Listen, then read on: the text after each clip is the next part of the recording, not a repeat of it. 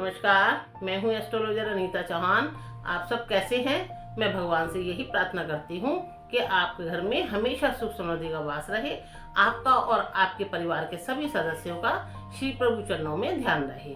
इसी मंगल कामना के साथ आज का वीडियो शुरू करते हैं। आज का टॉपिक है, क्या आपकी कुंडली में भी स्वऋण है? स्वऋण क्या होता है, पहले ये जानिए। हमारी कुंडली में बहुत ऋण होते हैं। वो हमारी कुंडली में चले आ रहे होते हैं, कई कई जन्मों से चले आ रहे होते हैं। जब तक हम उनको नहीं उतार लेते तो हमें हमारी कुंडली में चाहे कितने ही अच्छे ग्रह हों, लेकिन उनका हमें अच्छा प्रभाव नहीं मिलता। हम कितने उपाय करते हैं, फिर यही कहते रहते हैं हम तो इतना कुछ करते हैं, फिर भी हमें कोई फल नहीं मिलता है। उपाय कर करके पागल हो गए हैं, सारी जगह जाते हैं, पता नहीं कहाँ कहाँ जाके आप पता करते हैं, इन पंडितों के पास जाते हैं, मौलवियों के पास जाते हैं और शैनों के पास जाते हैं, लेकिन उसका कोई फर्क आपको नहीं पड़ता, क्योंकि आपके कुंडली में जो ऋण पहले से चले आ रहे हैं अभी वो उतरे नहीं है, तो फिर आपको इनका फायदा ज्यादा नहीं मिल पाता। तो आप अपने पहले पिछले ऋणों का उतारा करिए।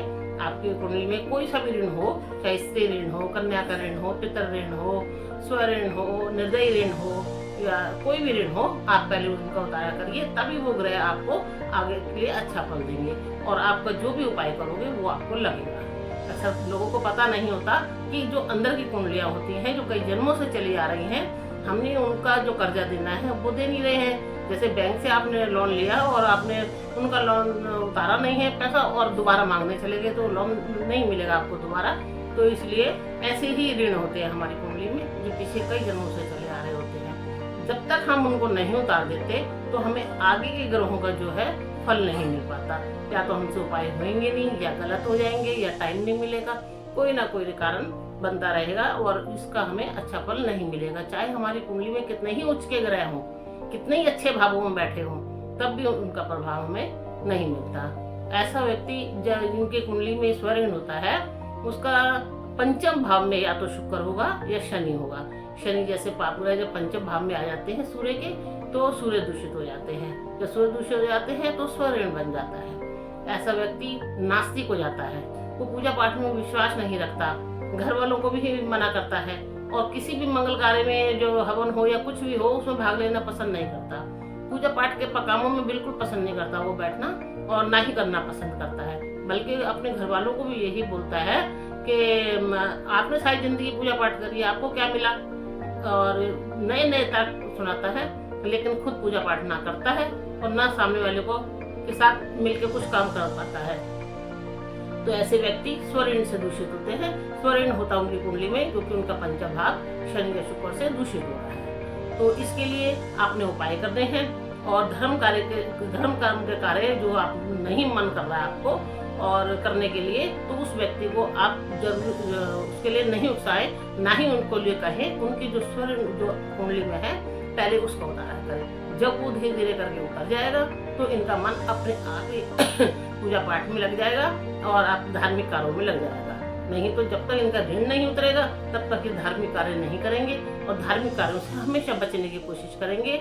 अगर किसी घर में शादी है तो चले जाएंगे, और किसी घर में कोई अनुष्ठान है, कुछ अभी उन्होंने जागरण कराया, कुछ कराया, तो वहां जाना पसंद नहीं करेंगे। ऐसे व्यक्तियों को स्वऋण के कारण ही होता है, तो उनको ज्यादा फोर्स नहीं करना चाहिए। पहले उनकी कुंडली को दिखाओ, कुंडली दिखा के ये पता लगाओ कि इनको स्वऋण है तो उसका उतार करो। आप उसका उपाय के तौर पे क्या कर सकते हैं कि आपके परिवार के सभी सदस्य, जितने भी सदस्य हैं, खून से रिलेटेड सभी सदस्य हैं, चाहे ताऊ हो, चाचा हो, कोई भी हो, वो भी उनके परिवार के भी सब लोग मिलके और धन इकट्ठा करेंगे। धन इकट्ठा करने के बाद उसका कोई हवन यज्ञ कराएंगे। जब उसका यज्ञ होएगा और हवन होएगा तो उससे स्वऋण आपका अपने आप शांत हो जाएगा, क्योंकि आपका पिछला कर्जा उतर गया है। जब कर्जा उतर गया है तो धीरे धीरे जब करते रहेंगे आप, साल में एक बार, मान लो कि साल में एक बार हम जरूर ये किया करेंगे और उनके पैसे थोड़े थोड़े करके उठा के रखते रहो और अपने लास्ट में जाके साल में ये हवन करवा देना है। जब हवन करवाओगे तो ये खाली उस जातक के लिए नहीं, और भी परिवार में किसी के साथ भी होगा तो ये ऋण जो है ऋण चुकता होएगा और आपको राहत मिलेगी। जब राहत मिलेगी तो आपको खुद दिखाई देगा कि हाँ, पहले से हमारे में कितना फर्क आ गया है कि हम इस धार्मिक कार्यों में भाग लेने लगे हैं। तो आप इस कर्ज को उतारिए और लाभ उठाइए, करिए। नमस्कार।